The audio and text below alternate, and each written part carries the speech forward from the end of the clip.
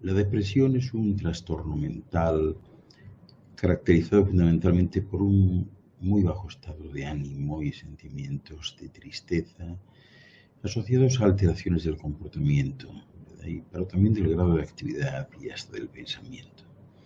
Supone una de las patologías más frecuentes en el terreno de la atención primaria y es la primera causa de atención psiquiátrica de discapacidad derivada de problemas mentales. Aparece con más frecuencia, o suele aparecer básicamente en mujeres y en personas menores de 45 años. Hay muchos tratamientos, ¿no? Pero el principal tratamiento es con psicofármacos o con psicoterapia, que no están mal, consiguen en la mayoría de los casos aliviar parcialmente o en su totalidad los síntomas.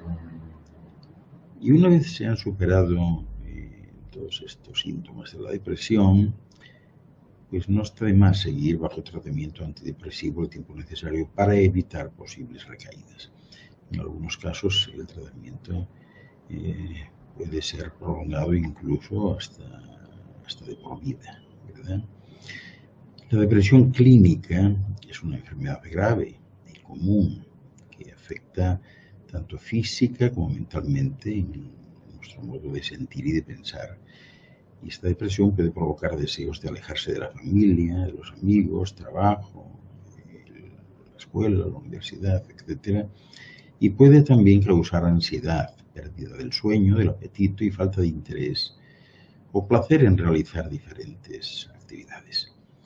Casi todos nosotros hemos sentido alguna vez pues una inmensa tristeza en nuestras vidas y esto es normal. Pero claro está, si a esta tristeza o actitud depresiva pues le continúa otra serie de cuadros durante más de 2 semanas, pues hay que buscar ayuda. Sentir tristeza es normal, pero estar deprimido no. O sea que si esta situación se da, hay que acudir a un profesional, ¿verdad? La depresión clínica no es simplemente una angustia, es también una tristeza, una melancolía, yo diría que permanente, y que lleva a los seres humanos a sentirse inútiles, sin esperanza. A veces es posible que incluso uno quiera darse por vencido, ¿verdad?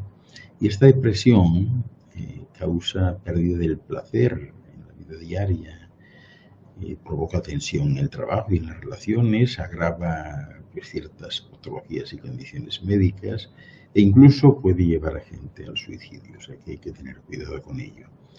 Hay algunos factores que pueden contribuir a que se presente una depresión clínica más acentuada, por ejemplo el sexo, ¿no? Las mujeres, en este caso, sufren 2 veces más de depresión que los hombres. Aunque las razones no son claras, existen diferencias genéticas y hormonales que pueden contribuir a esta depresión. Pero también pueden aparecer antecedentes familiares cuando algún miembro de la familia pues padece depresión severa, pues verdaderamente hay el doble de posibilidades para adquirirla. Aunque puede ocurrir en personas que no tengan parientes con depresión. También el uso de ciertas medicinas o medicamentos, con o sin receta médica, pueden causar depresión clínica y esto es bastante habitual. Demasiada gente se receta a sí misma, ¿verdad? Por otra parte, también los cambios o dificultades en la vida, tales como un divorcio, una jubilación o la muerte de un ser querido, o perder el trabajo, o qué sé yo, cuando uno se muda de país y estilo de vida, pues eso provoca depresión también, ¿verdad? De igual modo, pues si uno se siente mal en el trabajo o siente que es más pobre porque no le van bien las cosas, es motivo de depresión. También un sentimiento de pérdida de control sobre nuestras vidas. Aquellas personas a menudo sienten, las que están de alguna manera comenzando a padecer depresión, sienten que perdieron el control y que pasan mucho tiempo lamentándose por ello. Y esto es peligroso porque tienen muchas más probabilidades de desarrollar una depresión mayor, ¿verdad? La presencia de enfermedades también, obviamente, pues puede conducir a una depresión. Enfermedades como el Alzheimer, el cáncer, la diabetes, afecciones del corazón, desórdenes hormonales, la enfermedad de Parkinson, trombosis, qué sé yo. O sea, todas estas aparte de otros trastornos mentales como la ansiedad, de trastornos de la alimentación, etcétera, pueden conducir a una depresión leve o severa. Naturalmente, si se abusa del alcohol o de las drogas, pues no os quiero contar, porque cuando se tienen problemas de consumo de estas sustancias, existen mayores probabilidades de desarrollar una depresión mayor. Los síntomas son claros, o sea, hay síntomas nucleares que, como os decía antes, empiezan por la tristeza patológica, la pérdida de interés, la capacidad de disfrutar se ve, en fin, verdaderamente recortada y una disminución de la vitalidad que limita el nivel de actividad y produce un cansancio exagerado que aparece incluso después de realizar pequeños esfuerzos. Pero además hay otros síntomas que pueden aparecer, como esos sentimientos de culpa, ¿verdad?, o de incapacidad, la irritabilidad, el pesimismo ante el futuro, las ideas de la muerte o del suicidio, no sé, la pérdida de confianza en uno mismo, en los demás, la disminución de la concentración y la memoria, la intranquilidad, los trastornos del sueño, la disminución del apetito, de la libido, todo eso puede conducir a una depresión, ¿no? O sea que ya veis cuáles son los síntomas más habituales, ¿verdad? Depresiones, bueno, hay muchas, ¿no? Pero básicamente se suelen clasificar en tres tipos distintos. La depresión mayor o severa tiene un origen más biológico o endógeno, con un mayor componente genético y menor influencia de factores externos. Puede aparecer de manera recurrente y en algunos casos guarda una cierta relación con la estación del año, ¿verdad? En contraposición a esta, pues tenemos la depresión reactiva, que está causada pues, por una mala adaptación a las circunstancias, sobre todo las circunstancias ambientales estresantes, ¿verdad? Y finalmente la distimia, ¿no?, que antiguamente era conocida como neurosis depresiva, que se caracteriza por un cuadro depresivo de intensidad menor a los anteriores de evolución crónica, ¿verdad?, es decir, más de 2 años, sin periodos asintomáticos y con sentimientos de incapacidad y somatizaciones.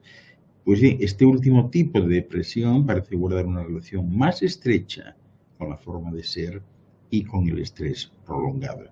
Pero por último hay una depresión que también pudiéramos considerar que se denomina enmascarada, porque en vez de manifestarse con los síntomas que ya os comenté, aparece como molestias orgánicas, es decir, somatizaciones o incluso cambios en la conducta, ¿no?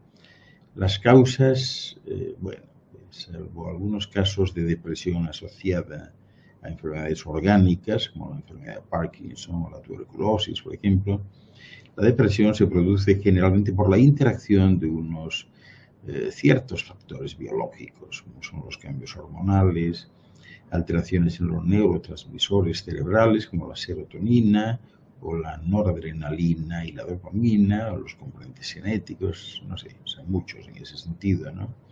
Y también con factores psicosociales, es decir, las circunstancias estresantes en la vida afectiva, laboral o de relación, y de personalidad, especialmente sus mecanismos de defensa psicológicos, ¿no? A la hora de diagnosticar esto, bueno, pues hay que encontrarse en un momento determinado donde se vea claramente que la persona está triste o con el estado de ánimo más bajo, ¿no? Pero eso no es suficiente para un diagnóstico de depresión. Por eso es preciso que la intensidad de los síntomas, es decir, la duración sea de al menos 2 semanas, y la incapacidad que generan sean de una entidad suficiente como para afectar el normal o adecuado funcionamiento de la persona. Para ello se le hace una entrevista diagnóstica y se descartan enfermedades orgánicas mediante pruebas diagnósticas y de valoración por otros especialistas, ¿no? Y finalmente las pruebas de psicodiagnóstico son fundamentales. ¿Cómo tratar esto? El tratamiento ideal de la depresión dependerá de las características específicas del subtipo de depresión y será, como siempre, personalizado, por lo que es fundamental una adecuada relación médico-paciente. Básicamente, el tratamiento, como ya os comentaba antes, se compone de psicoterapia y farmacoterapia.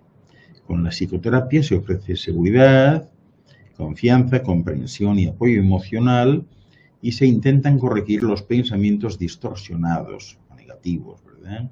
También se explica el carácter temporal y se desdramatiza la situación, porque así se consigue la participación del proceso, en el proceso del paciente, ¿verdad?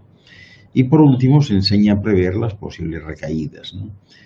Tratamientos farmacológicos hay muchos, se utilizan, ya sabéis, antidepresivos, ansiolíticos y otros fármacos coadyuvantes como las hormonas tiroideas, el carbonato de litio o los psicoestimulantes, ¿verdad? Pero en general, bueno, hay un último tratamiento también que es el electroconvulsivo que se realiza en algunas circunstancias de versiones muy severas, ¿no? Resistentes, ¿no? Y siempre bajo control anestésico y miorelajación.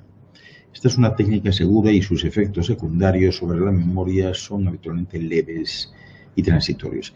Pero bueno, por razones operativas, económicas y socioculturales, se reserva a indicaciones muy concretas. Pero es muy recomendable. En los últimos años se ha visto que las personas que se lo pueden permitir, quienes tienen depresión leve o severa, si se escapan a algún sitio lejano durante un tiempo, con mar de por medio respecto al lugar en el que viven, esa es una gran cosa, es una gran terapia, merece la pena.